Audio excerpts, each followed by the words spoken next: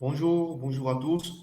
Bienvenue à la session de la semaine. Alors, d'abord, avant de débuter, j'espère que tout le monde m'entend. Est-ce qu'il y a le son d'abord? Parce que c'est le problème technique que nous avons eu la semaine dernière qui a fait que nous avons retiré la vidéo. Donc, est-ce que on m'entend d'abord? Ce que je voudrais voir. Attendez qu'on vérifie d'abord que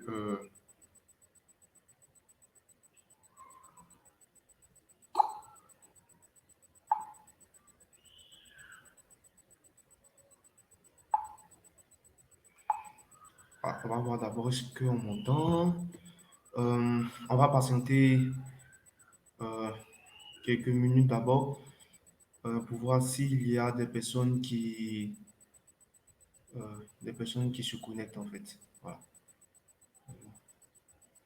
Parce que je ne voudrais pas débuter sans que on puisse savoir si on m'entend.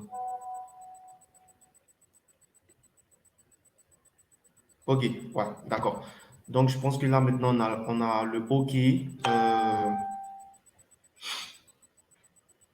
Je pense que là on a le OK. Bonjour Kwasi, Louis Kwasi, comment tu vas? Est-ce que tu m'entends? D'abord.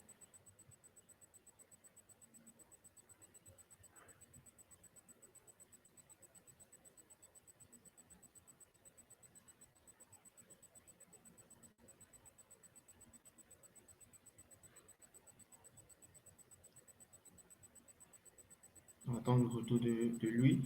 Euh, on va demander directement inbox pour voir.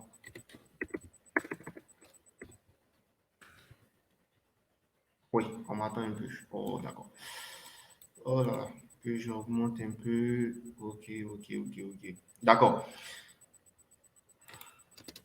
Ok, donc d'abord, je voudrais, avant de commencer, on voudrait s'excuser pour la session de la semaine dernière.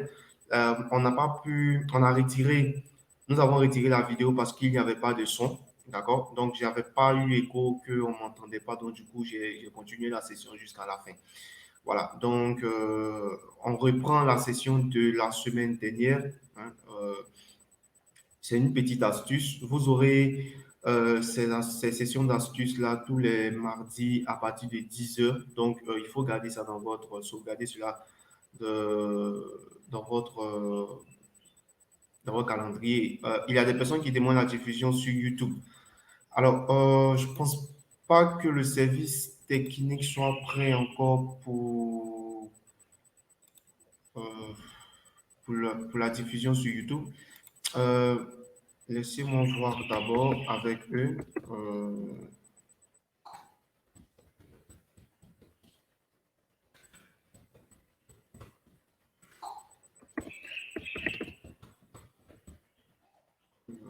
Laissez-moi voir. Une minute.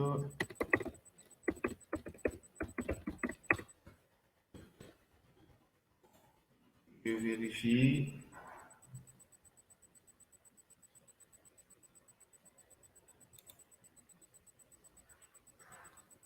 OK. Euh, je vais voir sur YouTube. C'est possible.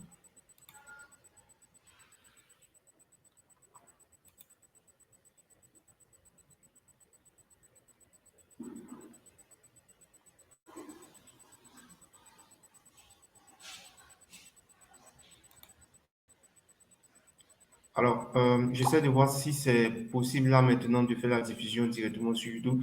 On va essayer pour voir. Donc, veuillez patienter quelques minutes, histoire de voir, de vérifier. Si c'est pas possible, on va diffuser.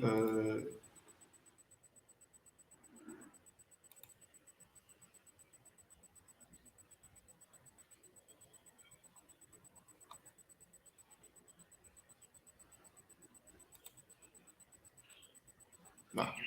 Voilà, le service technique me dit que ça sera une prochaine fois. Donc, on va garder ça. Mais ils auront la retransmission sur la chaîne YouTube la chaîne YouTube de Future Afrique. Donc, ça sera enregistré ici et puis après, ça sera diffusé après sur la chaîne. Et puis, peut-être à partir du mardi prochain, vous aurez la diffusion directe sur YouTube. Voilà. Donc, on va commencer. Ces petites astuces avec Python, ça va aller étape par étape. Donc, la semaine passée, on a fait avec Python, comment est-ce on pourrait créer un fichier CSV, comment on pourrait écrire dans un fichier CSV, ajouter des données dans un fichier CSV. Euh, on a vu comment afficher des données sous forme de data frame, d'accord, qui est un outil de Panda. Panda qui est une librairie Python. Voilà. Donc, aujourd'hui, ce qu'on va voir, c'est comment est-ce qu'on pourrait connecter. Je vais vous donner en fait les lignes de code, un petit exercice. Vous pourrez essayer aussi à la maison avec votre base de données SQL. Voilà. Donc, automatiquement, on va commencer. Il s'agira d'ouvrir notre éditeur de code. Ici, on va utiliser Visual Studio Code. Sur Visual Studio Code, c'est possible d'utiliser Jupyter Notebook. Donc, vous allez dans la partie extension, voilà, et puis vous ajoutez Jupyter. Vous cherchez Jupyter, Jupyter,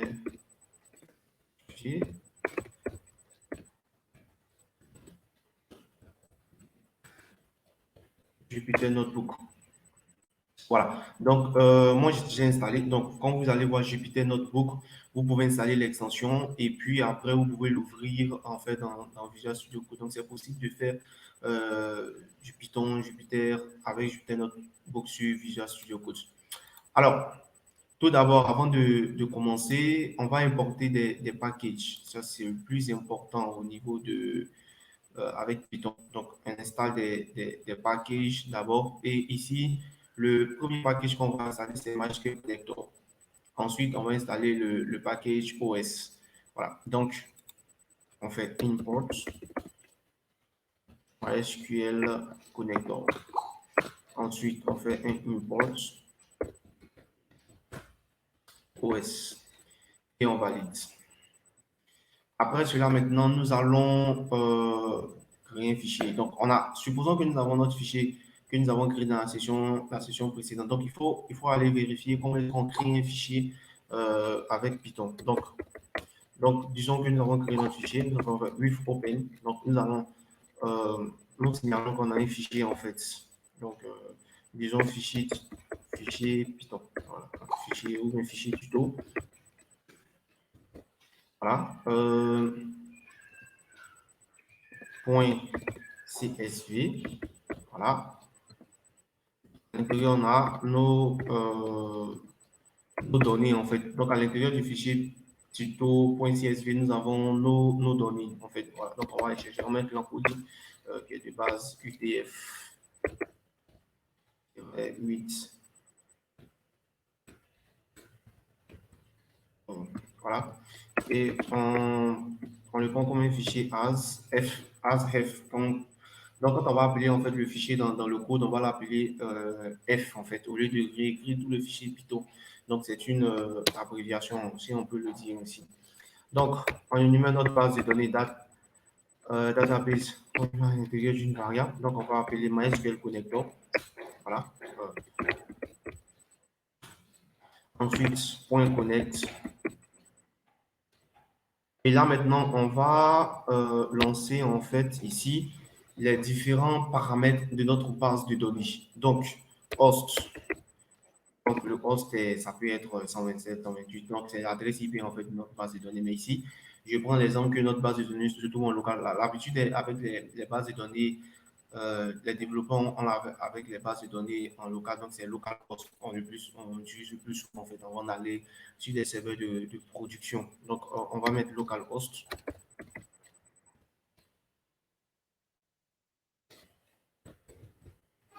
Ensuite, on va donner les différents accès. Donc, ici, par exemple, l'accès que je vais mettre, je vais mettre Python.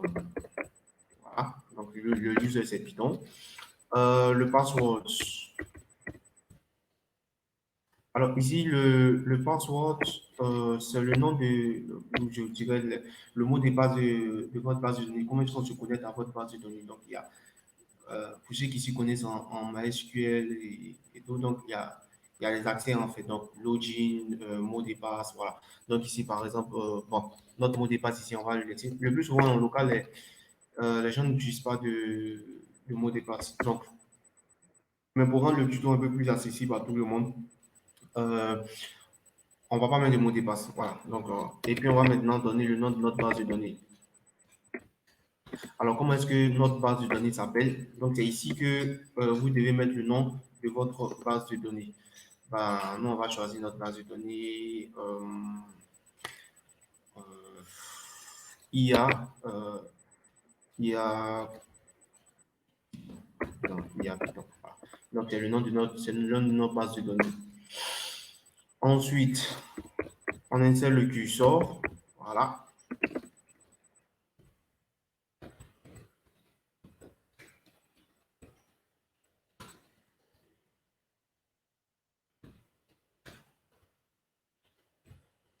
Ah, après, maintenant, nous mettons le curseur que nous avons mis là dans la variable et on fait l'exécute. Voilà.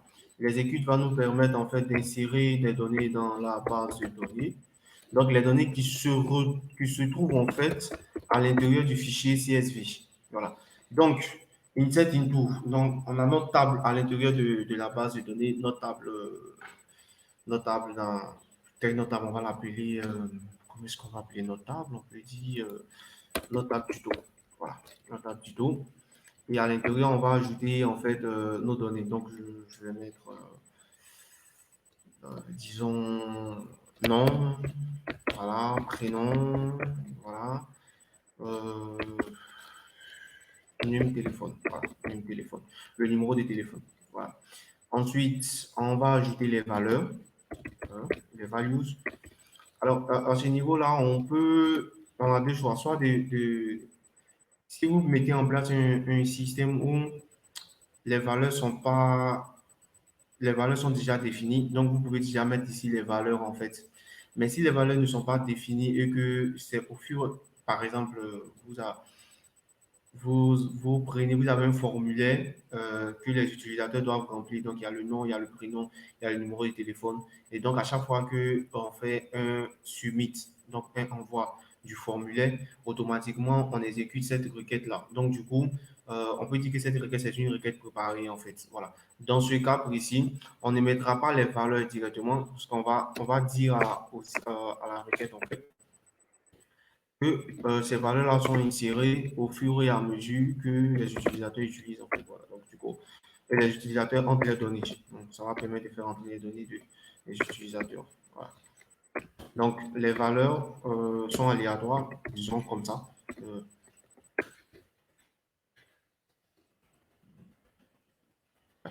petit s. Voilà.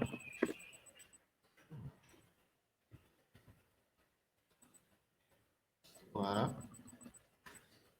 Voilà. Une fois que ça c'est fait, on va passer, on verrouille ici, le insert into. Voilà. Pas trop, faut être vigilant au niveau des codes en fait. Voilà, parce que souvent ça crée des bugs au niveau de l'application. Donc, à ce niveau-là, il faut être assez vigilant. Et voilà, donc maintenant on fait un os.get cwd. Voilà, donc si on a retrouvé à l'intérieur euh, de la base de données des données, on les remplace automatiquement par celles qui arrivent de manière nouvelle. Voilà. Et ici, ces paramètres-là, je les ai ajoutés, vous pouvez les laisser. Ça dépend en fait. Dans un fichier CSV, vous avez la disposition des données. Donc, il faut mettre ces paramètres-là, ce que je vais les mettre, ces caractères spéciaux, afin de pouvoir séparer. Attendez, je retrouve ça sur mon ordinateur. Voilà. Ces paramètres-là pour pouvoir séparer en fait les données. Donc, du coup, ça dépend des caractéristiques de votre base de données, de vos données en fait. Comment est-ce que vos données sont disposées à ce niveau-là? Voilà.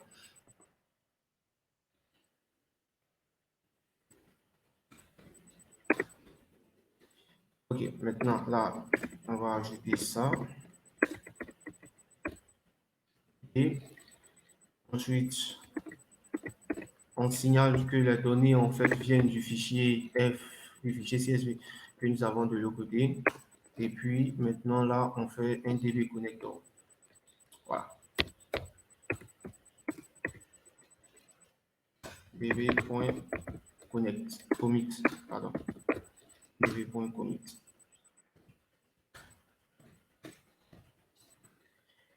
Voilà. Donc, vous avez là non, déjà une, deux, trois, quatre, cinq, six, sept lignes de code pour vous connecter à votre base de données. Est-ce qu'il y a des questions, s'il vous plaît, à propos de diffuser la vidéo sur YouTube? Oui, la vidéo sera diffusée sur YouTube et l'annonce sera faite sur la page Facebook, Câbleon Yahoo. Il n'y a pas de souci. Voilà. Donc, vous avez là maintenant devant vous la petite astuce pour pouvoir connecter à pouvoir vous connecter à votre base de données. Je l'ai fait assez simple. Certains paramètres, vous pouvez les changer en fonction de votre base de données, mais la procédure reste la même. Donc, c'est un petit exercice que vous pouvez faire pour cette semaine. Et si vous avez des questions, si vous avez des blocages, n'hésitez pas à écrire directement en inbox ou en dessous de la diffusion de la vidéo dans les commentaires sur la page Facebook de Future Afrique pour pouvoir vous aider à résoudre en fait votre problème que vous avez rencontré en écrivant ces codes de Python. Voilà, donc voici pour l'astuce de la semaine. Je vous dis à très bientôt. On se retrouve le mardi prochain. Si vous avez des technologies que vous voudriez, par exemple, qu'on fasse des tutoriels là-dessus, vous pouvez les proposer. Je ne dis pas qu'on va les faire.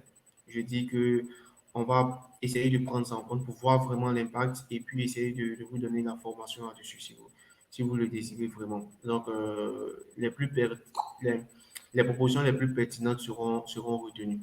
Donc, on se dit à mardi prochain, 10 heures, même lieu. Et la prochaine fois, il y aura la diffusion sur YouTube en direct. Merci. Et puis à mardi prochain. D'ici là, portez-vous bien. Bye.